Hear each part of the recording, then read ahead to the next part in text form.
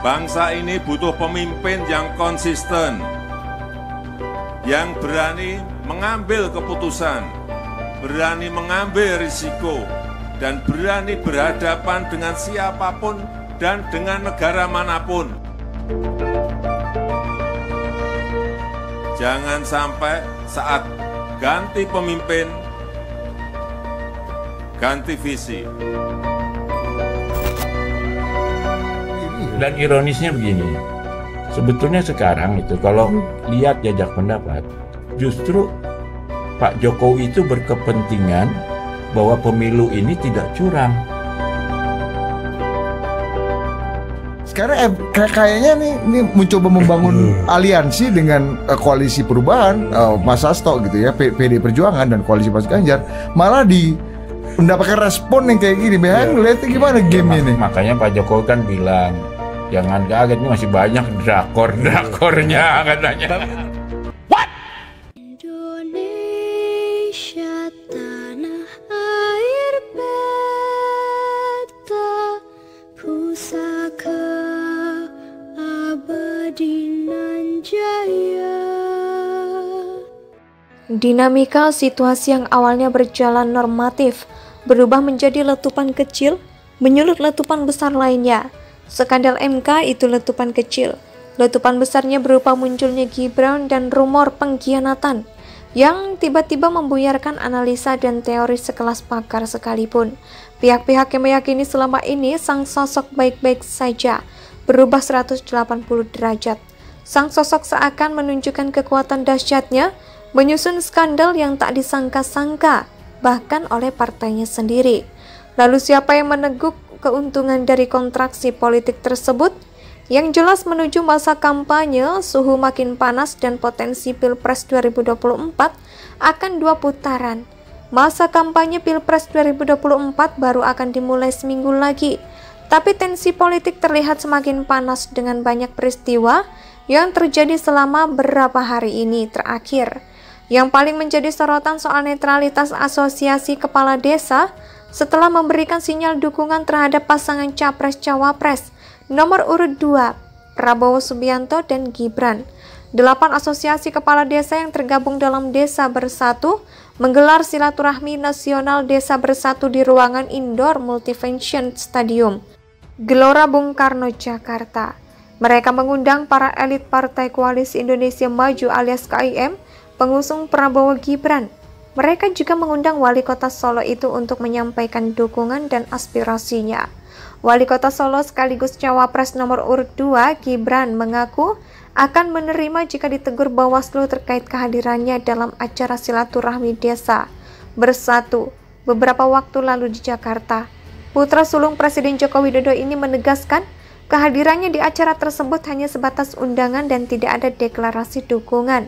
Merespon hal tersebut, Direktur Hukum TPN Ganjar Mahfud, Roni Talapesi, menyebut bakal membuat laporan ke Bawaslu terkait dugaan dukungan perangkat dan kepala desa kepada salah satu pasangan calon yang turut dihadiri Cawapres Gibran Rakabuming Raka. Sementara itu, Ketua DPR yang juga Ketua DPP PDIP, Puan Maharani, menyebut belum ada aturan spesifik soal perangkat desa yang mengusung capres tertentu. Puan berharap pemilu berjalan netral, jujur, dan adil. Kembali lagi soal pembahasan di atas, siapa sebenarnya yang untung atas panas dingin dasar politik saat ini? Dipastikan pihak yang sukses meniup rekam jejak menjadi bara api. Mereka sukses mengadu domba kekuatan real seorang Jokowi dengan masa pendukung berikut partainya. Golkar, Gerindra, PAN, Demokrat menikmati kembang api kebakaran. Berdansa dalam guncangan ombak politik, mereka tidak lagi memikirkan siapa calon terbaik di pihaknya yang akan memenangi suksesi dramatis kali ini.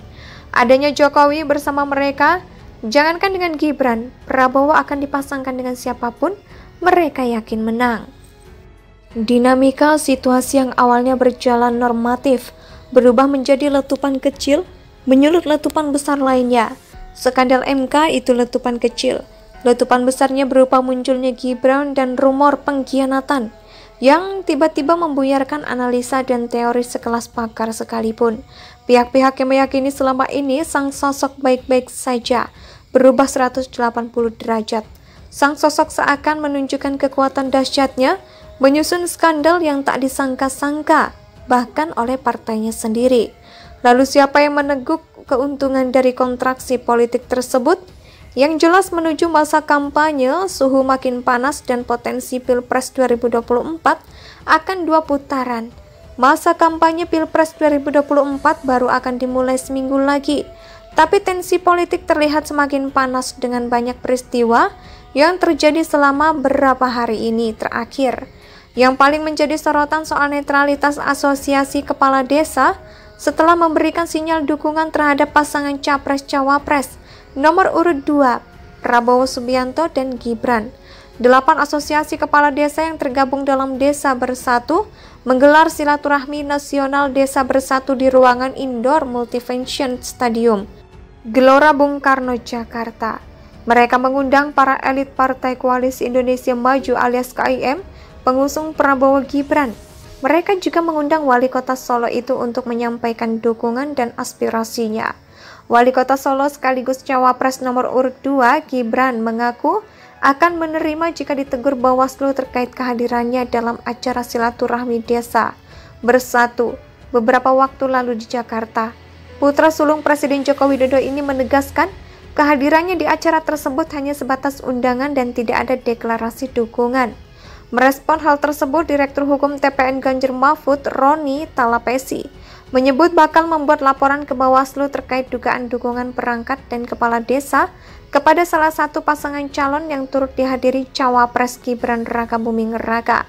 Sementara itu, Ketua DPR yang juga Ketua DPP PDIP Puan Maharani menyebut belum ada aturan spesifik soal perangkat desa yang mengusung capres tertentu. Puan berharap pemilu berjalan netral, jujur, dan adil.